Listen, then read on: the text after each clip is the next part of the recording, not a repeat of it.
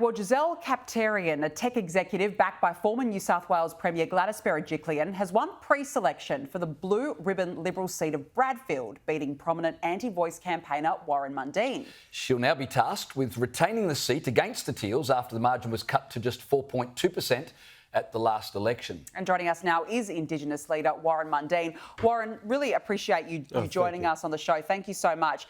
You weren't successful over the weekend. You campaigned so hard for the Liberal Party during the Voice campaign. Were you surprised by the result, that you didn't get the backing? No, I wasn't surprised. Look, the issue for us was, we had 8 days to get it all up and running, and we did a great job. We went from zero to nearly knocking them off, and we knew, we knew that we were shaking up the establishment and the elites because they brought out the big guns. 3 premiers, two senior ministers and everything like that to challenge me. Look, we had the momentum. The issue for us is, did we get there and how close we were? It was, look, only 10 votes in the end was the thing, but it's, it could have been 1 vote, but it's still the result was the same. My job now is to make sure that Dutton is elected and in the lodge this year, and so I'll be travelling out into the electorates that we need to win, and I'll be fighting against the Labor Teal Greens alliance. Warren, everybody who was watching the Voice referendum last year knew that Jacinta Price and yourself took huge heat.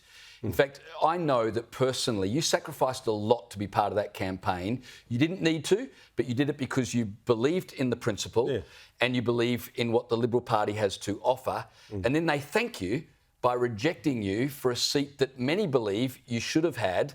Your influence in Parliament would be outstanding. How are you not, for want of a better term, pissed off at the Liberal Party, who've been pretty thankless for the tireless work you did last year? Oh, look, I've got I can't say I was happy last night. My team and that were devastated. But we've got to dust ourselves up and get up and we've got to destroy this government. This government is the worst government we've ever had since the 1949 when the Libs were formed.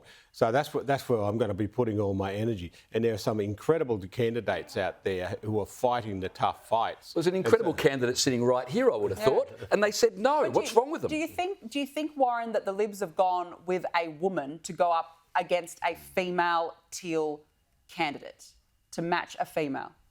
There's no doubt about that. That was their choice. But my thing was that I don't think that that's going to work. I feel that we have to stand up for our values. We can't be Teal lights.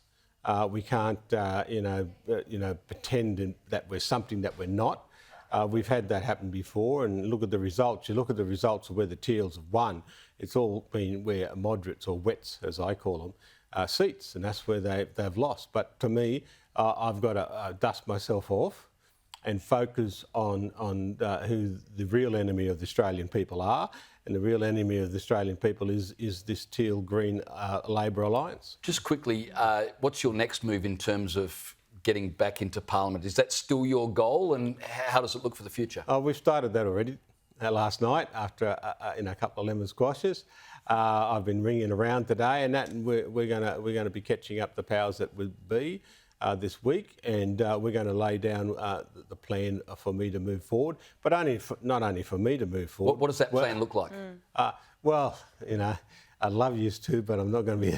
So you would run. You would put your hand up again. I'll put my hand up again, but I'm also bringing a cohort of other people who are fabulous Liberal people, and we're going to be going out there and fighting for the Liberal Party. And so you're still backing. You'd still run as a Liberal, is what I'm saying. Yeah, of course I would. Yeah. The Liberal Party values are my values.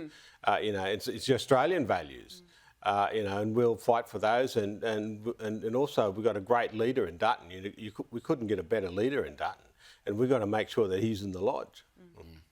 Just want to ask you about former ABC presenter Tony Armstrong. He wants Australians to right the wrongs of the nation's colonial past, backing a campaign that calls for people to, can you believe this, pay voluntarily weekly reparations to Australia's Indigenous population. Just Tell me, I mean, you're an Indigenous leader. What do you think that Danica and I would pay reparations to people like yourself for what happened a couple of 100 years ago? Well, you two should pay me millions. Well, we'll keep paying you to come on. What do you reckon, Warren? I don't want to get I'll buy you a drink. Yeah, buy a drink. Look, obviously, Tony's career must be struggling because he's looking for a few bob, a few freebies.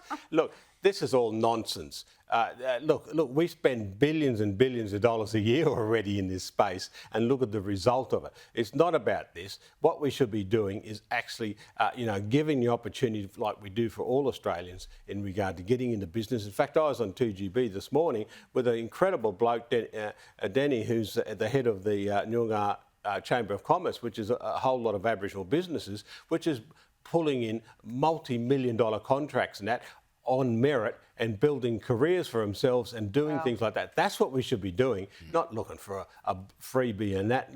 Look, I thought, Tony, go and find a career and do something.